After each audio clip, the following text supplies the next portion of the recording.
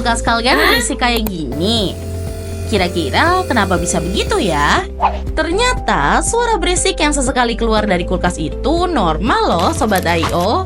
Hal itu dapat terjadi ketika suhu di dalam kulkas belum tercapai, sehingga kompresor berusaha mengejar suhu yang diinginkan.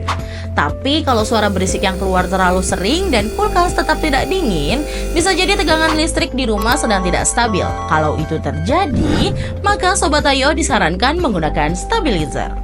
Selain itu, suara berisik juga bisa disebabkan oleh baut pada kompresor yang longgar.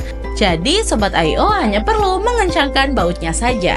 Tapi, kalau suara berisik tidak kunjung berhenti, sebaiknya Sobat I.O memanggil teknisi profesional untuk melakukan perbaikan.